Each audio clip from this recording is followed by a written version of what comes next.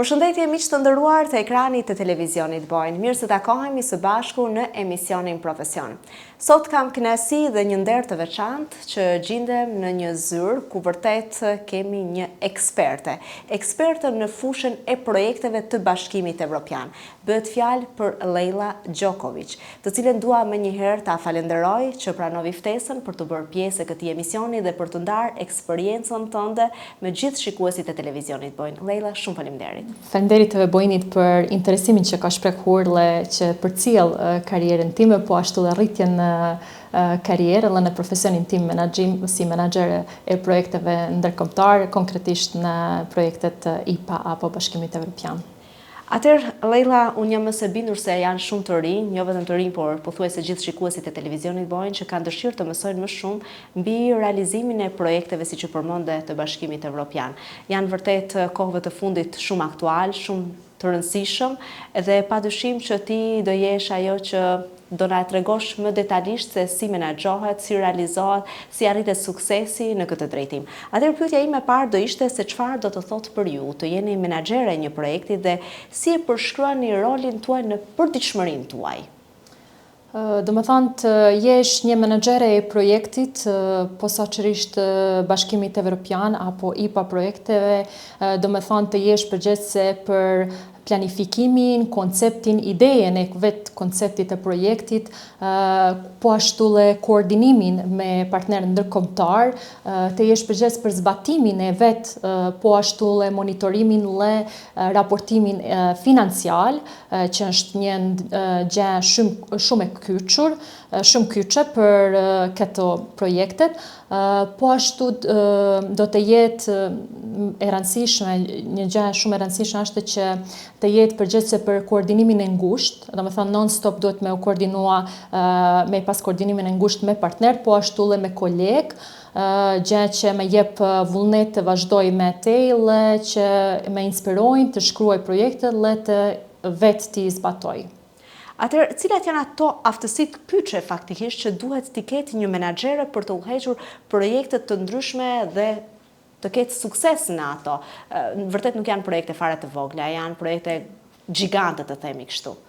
Po, më e rëndësishme gjëja që mundet me pas një menaxhere që duhet ta ketë, është komunikimi, po ashtu ato aftësi organizative, leadershipi që është gjëja shumë kyçe këtu dhe luan një rol shumë të rëndësishëm, po ashtu në fleksibilitet, sepse duhet të them se në projekte nuk kemi kohë të caktuar, pavarësisht a punon njeri në një institucion shtetëror, apo në një organizatë jo qeveritare, apo në firme private. Do më thonë, ne partnerët non-stop na kontaktojnë, non-stop jemi në komunikime, nëpërmes telefoni, nëpërmes të adresave, email adresave, çdo do më thonë gjë e shfrytëzojmë për komunikim, në për platforme digjitale, kështu që rrjellja, do më thonë aftësia komunikime është shumë e rëndësishme dhe kyçe. Mirë, si arrini të qëndroni të organizuar dhe faktikisht të menaxhoni shumë projekte njëkohësisht? Dim që ti vërtet je kyçur pothuajse në gjitha projektet dhe jam mëse bindur që nuk është fare lehtë për ty dhe mos tjetër të mendosh me këtë tani po flas. Cili projekt është në pyetje? Mbas planit të detajuar të projekteve, i ndaj edhe mbas afateve, i ndaj prioritetet e cilat ka të bëjë me projekte. Do më thonë, mbas afateve, i përcjeli afatet e projekteve dhe ashtu i ndaj prioritetet e cilat janë me rëndësi dhe i përcjeli. Po ashtu, në çdo projekt, kur e ka planin e vetë të detajuar me afatet, dhe i përcjeli vetëm ato, dhe ka një aplikacion apo një platformë digjitale e quajtur IMS apo GEMS, varet se cilin program është projekti, i cili më kujton se kur duhet ndo gjanat të behen, dhe normal që i përcjeli prioritetet e afateve dhe i respektoj të gjitha afatet, deri tani nuk kam korë sukses në këtë... Të përgëzoj vërtet.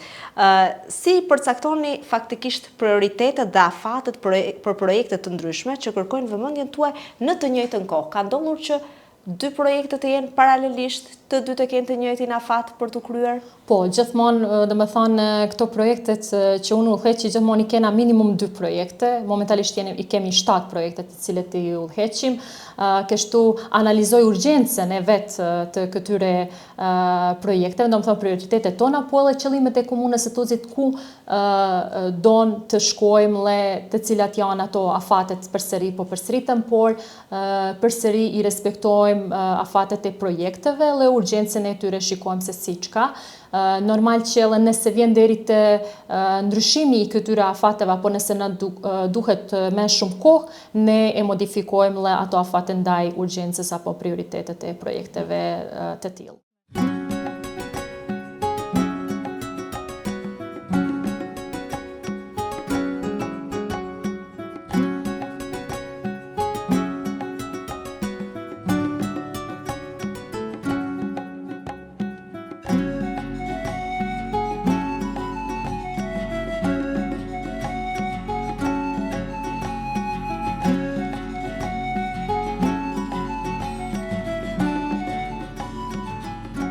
Çfarë bëni kur një projekt kalon përtej atyre parashikimeve tuaja dhe a kërkoni burime apo kohë shtesë? Ka ndodhur që t'ju nevojitet më shumë kohë për ta realizuar ndonjë projekt dhe ka dalë faktikisht nga ato pritshmëri që ju e keni paraparë në fillim? Po, dua të ceki se deri tash nuk më ka ndodhur ajo gjë, edhe pse ka qenë edhe korona 2020-ën, se unë menaxhoj tash 6 vite në këto projekte, konkretisht në IPA dhe Bashkimin Evropian, nuk na ka ndodhur deri tash, sepse ne gjithmonë kur aplikojmë në projekte, është një formë të cilën e plotësojmë dhe analizojmë, e bëjmë një analizë e rrezikut. Nëse qoftë për shembull 2020-ën kemi pasur virusin korona, dhe kemi analizuar se çka kishte me qenë nëse vjen deri te virusi, apo kemi çmimet, domethënë edhe kur bëjmë raporte financiare shikojmë inflacionin, domethënë shikojmë se si behen edhe çmimet, domethënë edhe atë rrezikun e analizave të çmimeve, inflacioneve, virusave të ndryshme, përderi tani nuk më ka ndodhur se ka shkuar diçka jashtë kontrollit tim, se vetë fakti tregon se të gjitha projektet që i kena udhëhequr unë personalisht kanë qenë siç i kam planifikuar në buxhet 99% të realizuara. Po si menaxhoni situatat kur faktikisht ekipi juaj nuk është i një mendimi për mënyrën më të mirë të zgjedhjes së një problemi në një projekt? Çfarë ndodh në atë rast? Nuk e dija të them se jam me fat se punoj me një ekip shumë të mirë dhe që shumë lehtë bim në dakord, po ashtu jemi momentalisht një ekip i vogël, do me thonë 2 persona që e njohin këtë fushë e menaxhimit të projekteve IPA, kështu që shumë lehtë bim në dakord dhe fokusohna vetëm në zgjedhjen e problemeve dhe në zbatimin e projekteve, i ndajmë detyrat barabartë, kështu që nuk ka problem sa i përket dakordimit. Çfarë do të thotë për ju të drejtoni projekte në fusha të ndryshme dhe si përshtatni faktikisht aftësitë tuaja në çdo fushë? Dim që Komuna e Tuzit vërtet duhet përgëzuar dhe duhet të jemi të gjithë krenar, kohëve të fundit, viteve të fundit ka korrur sukses në këtë drejtim, është përfituese shumë projekteve dhe dua të di si arrini ju faktikisht i menaxhoni duke qenë se janë projekte të fushave të ndryshme, duke filluar nga mbrojtja e mjedisit, duke vazhduar ndoshta ku diun në disa projekte krejtësisht e kundërta e kësaj që sapo thash. Do të thonë çdo projekt është e njëjta gjë. Sa i përket menaxhmentin, me pas ky që është menaxhimi, komunikimi, aftësi organizative dhe leadershipi. Siç e spjegove më parë, kemi pasur në karrierën time, besoj që kam pasur lloj-lloj ndryshme fushat e projekteve, duke filluar nga peshkimi që shumë ka qenë projekt interesant, deri te turizmi rural, energjia efikase, mbrojtja e mjedisit, menaxhimi i mbeturinave, domethënë lloj-lloj projekte të ndryshme, fushat e ndryshme. Ne për çdo ditë mësojmë, por në çdo projekt ne kemi një gjë të mirë që e planifikojmë ekspertët për fushat e ndryshme. Po, edhe ashtu ata na ndihmojnë, ne I menaxhojmë dhe koordinojmë kur ka të bëjë për shembull kur organizojmë punishte të ndryshme, punishte për shembull për energjinë efikase, ne I koordinojmë me ta, dhe ata normal na mësojnë sa I përket këtyre fushave, dhe mund të them që çdo projekt më jep një dituri dhe një, si më thon, vizion më të madh, dhe ndjehem shumë, si më thon, me fat që mësoj këto kaq fushat e ndryshme, lloj-llojshëm, ndonjëherë ndjej vetin se shumë di e kur gjë nuk di. Nuk e vënë në dyshim, jam më se bindur që vërtet ke arritur të mësosh shumë dhe gjitha ato njohuri do implementosh çdo ditë kur të jepet mundësia.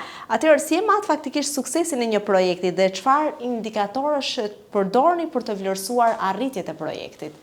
Për mua, suksesi apo indikatori I një projekti është vetë buxheti. Siç e kemi planifikuar, domethënë kur e përgatisim projektin, e përgatisim dhe buxhetin. Nëse kemi mujt me parashikuar buxhetin para një vitit, dhe ai realizohet pas një vit, ato është një indikator 99% si që thash më parë që janë realizuar të gjithë këta projekte që I kemi implementuar, kështu që për mua me rëndësi është indikatori më I rëndësishëm është buxheti, se kemi realizuar, po ashtu edhe qytetarët, të cilët me japin sugjerimet, të cilët janë kënaqur me këtë punë që e bëjmë, dhe që më ndalojnë rrugës të më pyesin për projekte, ndonjëherë mendoj se jam bërë sinonim në të saj përket projekteve, dhe çdo gjë sa e dëgjojnë qytetarët projekte me ndalojnë dhe me pyesin se për çka ka të bëjnë fjalë, edhe pse gjithmonë I organizojmë këto preskonferencat për të folur më shumë sa I përket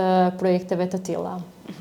A mund faktikisht të na ndihmosh të kuptojmë më mirë përpjekjet që kërkohen për të menaxhuar një projekt ndërkombëtar krahasuar me një projekt lokal? Është procedurë shumë kur, domethënë janë dy gjanat shumë të ndryshme, edhe pse neve disa laik që nuk e kuptojnë se çfarë diferencet ka, nuk kam provuar tash me vas spjegua. Domethënë kur aplikojmë për një projekt ndërkombëtar, e presim thirrje publike për një fushë të caktuar, për shembull energji efikase, le presim, përgatisim, gjejmë partner ndërkombëtar të tjerave shteteve në kuadër të atij programit, për shembull kemi programe të ndryshme siç janë Euromed, aty kemi shtetet prej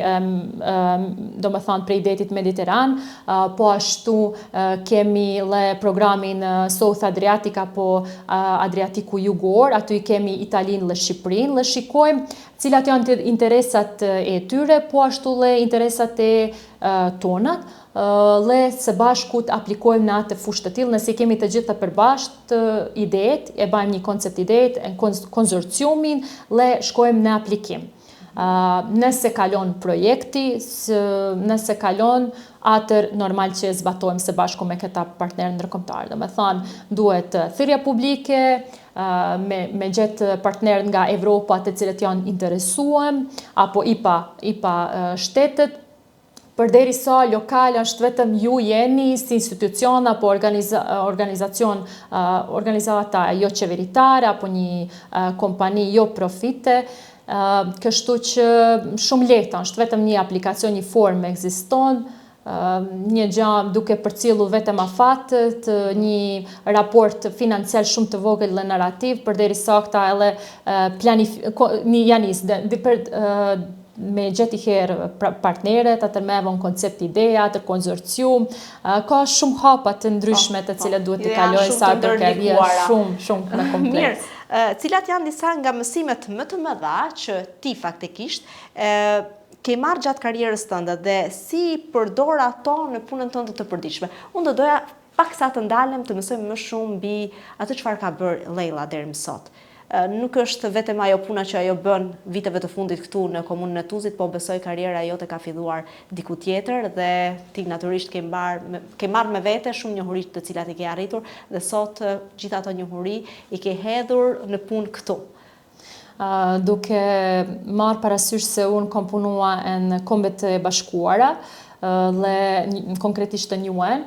Aty kom pasur ambasadorin të cilin shumë këshillat mi kallan, ka qenë një shumë diplomat i fort, dhe prej tina kam mësuar. Një gjë që edhe ditën e sotme përdori është me timin tim dhe me kolegët e mi, është një fjala e tina e cila shumë më pëlqen të shfrytëzoj në çdo rast që është i mundshëm. Kush punon, gabon. Kush nuk punon, nuk ka çka me gabua, as që nuk mundet me korr as çfarë suksesit, as të jap as çfarë rezultatit. Domethënë ne jemi si populli shqiptar pa kena frikë, nuk kemi kuraja, kemi frikë me gabua, jemi shumë të tërpnueshëm sa i përket nëse gaboj, çka nëse thot këta, nëse thot aja ashtu ose ajo, kështu që unë kisha këshillua me pas kuraja, të komunikojnë, të punojnë në aftësi organizative, dhe me vonë të behen një lideri fort nësi për cilën të gjitha këto, edhe mos kam frikë të merrin detyrat e reja, mos me thanë nuk e di. Ajo fjalë nuk e di, mua me duket ti merr gjenët, nëse nuk e din ti shikoj, ti hulumtoj, të pyes, ti merr informatat. Shumë e rëndësishme është ti merr informatat dhe të merren ato detyrat e cilat i japin, sepse ndoshta nëse nuk e jep dikujt atë detyrë, nëse nuk e merr ti atë detyrë, tjetri ka me marr. Edhe një gjë kur para se marr të punoj në komunën e Tuzit, sepse kam pas një karrierë shumë të mirë, por më pëlqen se punoj këtu sepse i jap kontribut dhe satisfakcioni im i më i madh është që i jap qytetarëve të Tuzit është këto projektet. Diçka që kom puno unë që këta kom bëha diçka për komunën e Tuzit. Për mua ata është patriotizëm lokal, dhe mund të ceki se jam patriote lokale e madhe, sa përket këtyne duke pasur parasysh se sa ju heqi këto projekte në lloj-lloj të ndryshme fusha. Një gjë, dyta gjë, kisha thënë të mësojnë, të studiojnë, dhe përsëri të mos tërpnohen, të merrin gjërat përsipër.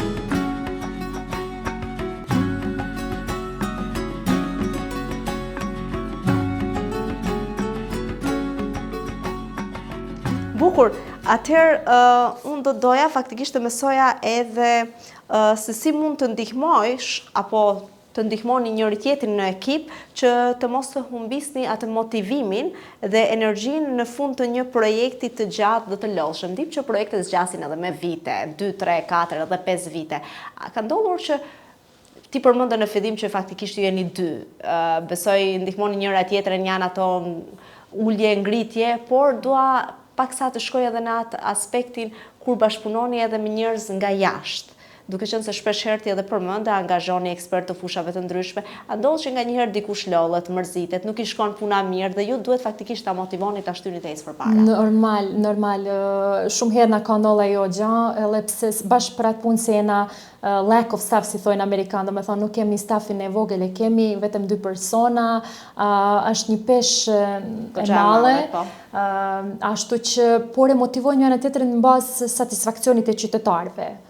Si që tash më parë në ndaloj njerëzit, le motivoj majde, ele kësa herë kena me ba këta, ele shumë herë në ndonjë për shembull të thojmë, jo, bolli kemi 7 projekte, 8, 5, nuk ka tjera, por atër vinë për shembull partner nga Italia, po e që me ndonë Leila për këtë ide, a thua me aplikua, ka është qilë një thirrje publike për këtë program, për shembull për kulturë, për rini, atë shikoj të kyçi tjerë kolegë për tjerave sekretariateve të ndryshme, domethënë projektet janë çdo ditë mësojmë të re, për fushë të re, dhe hulumtojmë. Duhet me qenë njeri edhe kurioz të dinë pak e më shumë të punojnë. Absolutisht. Mirë, si përcaktoni dhe menaxhoni riskun në projekte dhe si bëni ato parashikimet për të ndaluar pengesat e mundshme? Jam mëse bindur se ndodhin pengesa dhe nuk shkon gjithçka rrjedhshëm, por nganjëherë, siç përmenda edhe më parë, kena ato gropat nganjëherë që ndodhin, por ja që ju i te i kaloni. I te i kalojmë ashtu që, si që tash në fillim, mos të përstritem prap, e bëjmë në kuadër të çdo projekti të bëjmë një analizë të rrezikut, se çka kishte me qenë nëse ndodhi çka, do të thonë se kemi planin A, planin B e bëjmë, por ashtu edhe C.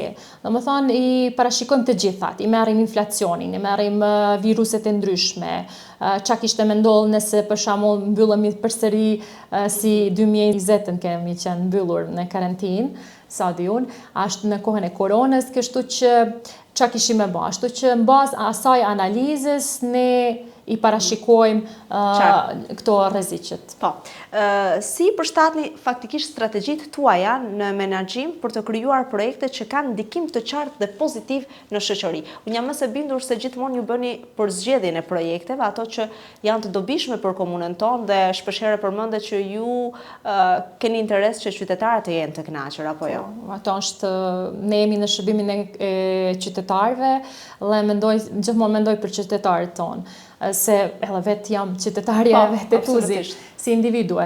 Dhe më thanë, ne bazohemi në, konkretisht unë bazohem në strategjinë e zhvillimit të komunës së Tuzit. Në strategjinë e zhvillimit të Tuzit kemi shumë pike të cilat duhet të implementojmë. Dhe më thanë, për 10 vite se çka si e shohim komunën e Tuzit të zhvilluar. Bazohem në ato plane strategjike të komunës së Tuzit, siç thash në një plan strategjik të zhvillimit të Tuzit, kemi edhe planin e mbrojtjes së mjedisit, për energjinë efikase kemi planin SECAP apo planin e aksional të qëndrueshme për energji efikase dhe ndryshimet klimatike. Kemi shumë plane strategjike të cilët komuna e Tuzit në fakt kuvendi i komunës së Tuzit i ka adaptua, ashtu që mendoj bazohem në këto plane, dhe normal në ligjet e shtetit, kështu që bazohem në këto strategji, inputet si qëtaç të qytetarëve, sugjerimet të ndryshme, non-stop jam në komunikim me kryetarët e bashkësisë lokale, se çka u nevojitet atyre, po ashtu dhe shkollat, edhe pse nuk është përgjegjësia jonë si institucion, apo unë nuk mundi të shkruaj, por unë ndihmoj, jam si një përkrahi teknik, sepse nuk është se kjo gjë shumë specifike të merret njeri me IPA projekte ndërkombëtare apo Bashkimit Evropian. Për momentin sa projekte ke mbi shtëpinë? Momentalisht i kemi 7 projekte, me 30 shtator vjet kemi aplikuar në kuadër të programit Adriatiku Jugor, dhe i kemi fituar 2 projekte. Shohim tash se si çka kemi bërë, por si të them, shqyqy që i kemi këta ekspertët jashtë që në ndihmojnë në implementimin dhe financat, monitorimin, se shumë më rëndësishme është ajo gjë, se okej, zbatimi është një gjë, kur kalon, po çka dum kur kalon projekti. Gjithmonë thovet, okej, po aplikojmë, po çka dum kur na kalon ky projekt. Ka me marrë, se të gjithë kemi problem se të ri kanë frikë të punojnë në projekte. Unë shumë herë flasë kështu në gjaja ju formale, flasë me të ri, a kishe me pa qef me kanë menaxhere projekteve IPA, se na duhet kështu, qa di unë, ata thojnë, po duhet me ditë anglishtën, duhet me ditë italishtën, duhet me ditë gjuhën malazeze, gjuhën shqipe, duhet me folë me partnera, komunikimin, të gjitha këto minjajnë këto aftësi, la aty në ube, po stashisht finansa janë shumë, do me thonë, projekte janë jo vetëm komunikimi gjuha, por edhe finansat, matematika, organizimi, koordinimi, edhe shumë durim. Duke qenë se eksperienca jote sa i përket projekteve është shumë e madhe, unë do doja të ma veçoj një projekt, cili ka qenë një nga projektet më interesante për ty? Më interesante për mua ka qenë projekti LETS, Local Energy Community, apo komunitetet lokale të energjisë, ashtu që është sepse edhe bashkë para 2 vite kom folë në një konferencë në Itali, gjithësisht në Bari, bashkë për këtë projekt. Pse? Sepse kom qenë para herë jam kyç si eksperte për projekte, të menaxhoj bashkë këtë projekt, mbasi e fituam, është gjë që mua më pëlqen, edhe që qytetarët mund ta shohin, pse është emotive se me 1979 nuk ka qenë prej 1979 nuk ka qenë as çfarë investimit në shkollën e mesme të Përzierë në Tus. Mbas këtij projektit 2020 vjen deri te në kuadër këtij projekti 50.000 i kena nda për investimin të zëvendësojmë këto dritaret, drurit me ato PVC aluminium që janë ma efikas, le të instalojmë një software të cili ka me përcjell apo monitoruar këtë energji. Për ata ky është my favorite, shumë i preferuar, sepse mbas këtij projektit ka KfW banka, do të thonë banka gjermane konkretisht, të 1.2 milion me investua dhe tash puna këtij projektit LETS është edhe tash gjimnazi kështu siç është i bukur, sepse ne nuk aplikojmë, nuk kemi pasur, nuk kenë përgjec të aplikojmë se nuk kemi në ministria, Ministria Arsimit, por kem pas qef me u kyç sa ma shumë aty. Që për të ndihmuar natyrisht edhe komunitetin. Leqe, rezultati është, mundet më pa... Vërtet, po mund ta shikojnë që të gjithë. Mirë, atëherë unë do doja në fund edhe një këshill që do doja t'ju jepje si menaxhere të gjithë të rinjve që po fillojnë karrierën e tyre në menaxhimin e projekteve. Besoj se ka të rinj të cilët janë në ato rrjedha, por që ti disa herë përmendat teksove që pak frigohen, ngursohen, nuk kanë kuraja ata, domethënë sa më shumë që ka njëri kurajë dhe sa më shumë që hulumtojnë dhe pyesin.